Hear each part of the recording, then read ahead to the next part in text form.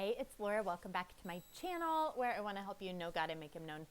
And this video is going to be a slightly different than normal because it's actually for our homeschool community. We do classical conversations and we are just entering into a whole season of talking about the universe and space and astronomy, and it is so exciting. So this video is actually going to be talking about constellations and how they reveal the glory of God, just like in Psalms 19:1 says, "The heavens declare the glory of God, and the sky proclaims the work of His hands. Day after day they pour forth speech. Night after night they communicate knowledge. There is no speech, there are no words, their voice is not heard, yet their message has gone out to all the earth, and their words to the end of the world." So that goes all the way through verse 4. And then if you talk in Isaiah 40:26, it says, "Lift up your eyes and look to the heavens. Who created these? He who brings out the starry host one by one and calls them each by name." All right, so we have Adam who named the animals, but God named the stars. And we can see in the sky, there's actually 12 main constellations, which is called the zodiac, or in Hebrew, it's called the Mazareth, which is actually talked about in Job 38. And each one of those, according to the star names, tells the story of the gospel. It's fascinating. And so that's what I'm going to talk about. And let's see. So I'm going to just address some, for kids, it's hard to, there's just so much. So I'm going to just do a couple constellations, and I made this board here, and put some little lights, poster board lights in there, and just put the star names, and I'm going to hang it up in our classroom.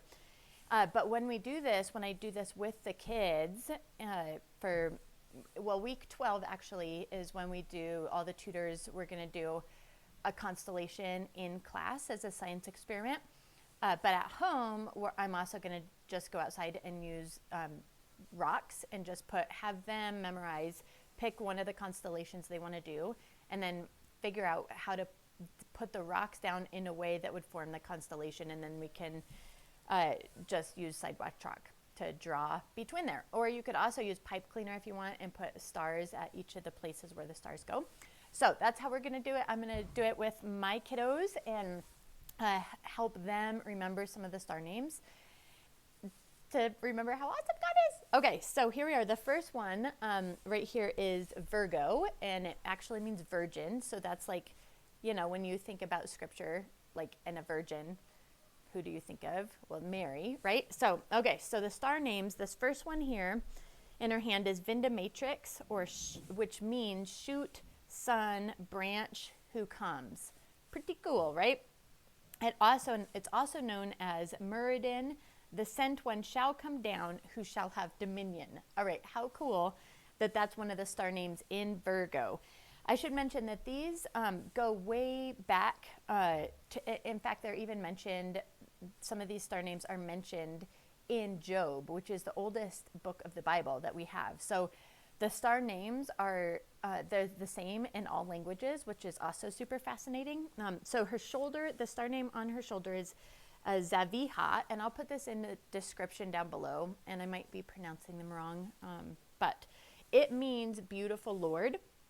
And then over here on her hip is Spica, and that it is the promised seed, the seed of the one who should come. Okay, so here these stars are talking about a son or the one to come in the constellation of the Virgin. How cool is that, right? This one is tzemech, which means branch. It's also the same word used in Jeremiah 23:5-6 and Jeremiah 33:15.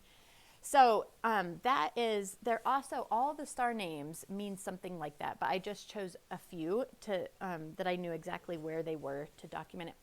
So in each constellation, each one of the main constellations, each one of those has three decans, basically, you could say, which is three separate constellations that kind of paints more of a picture of that constellation. So one of them in Virgo is called Booties, which means shepherd and guardian, keeper of the flock who comes, because bow in here, it means the coming one. So here we have Bootes, a shepherd, which is in the Virgo, the constellation Virgo.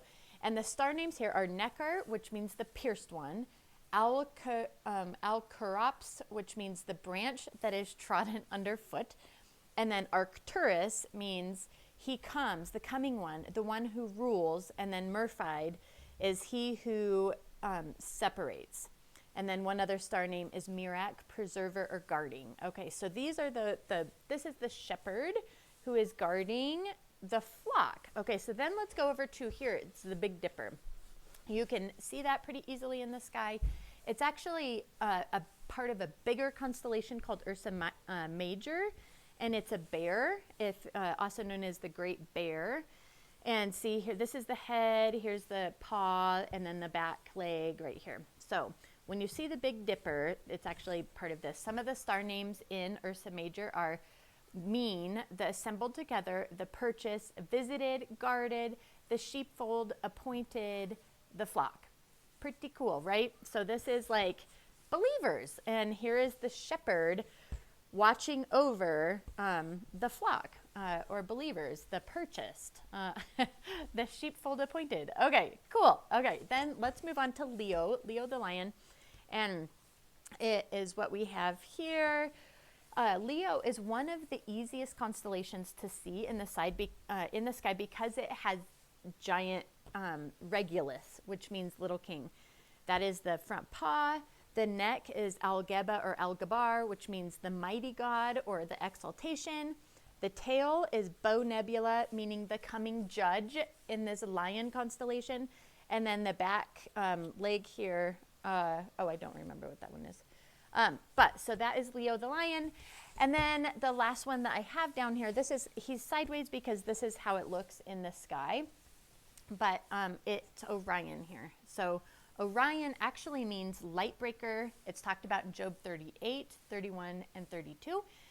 And the belt, which is super easy to see, is known as the Three Kings. And the giant, there is some big stars here. The shoulder is Betelgeuse, which means the coming branch. It's the same word talked about, the coming branch talked about in Isaiah 11:1 and Jeremiah 23:5.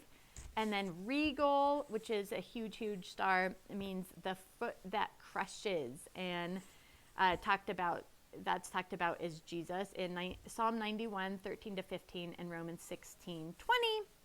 So pretty cool how they all point to Jesus. You know what? God, he has his creation that proclaims him and his story. And we see that in Romans 1 that talks about everything that he created really shows us his heart and character. On the spot, I'm so bad at remembering them. Romans 1, for his invisible attributes, his eternal power and divine nature can be clearly seen since the creation of the world, being understood by what he has made. All right, that's Romans 1:20.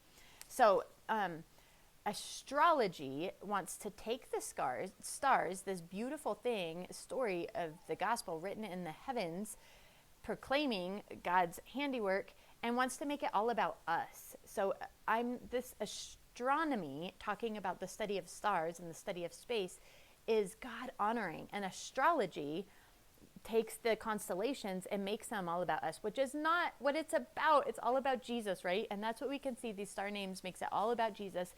But it's so good to teach our kids about what God has done, right? We of all people should know what the stars are about, and it's not about us and like our horoscope. That's just like what the enemy did to distort and take something from God to make it not about God that it's supposed to be.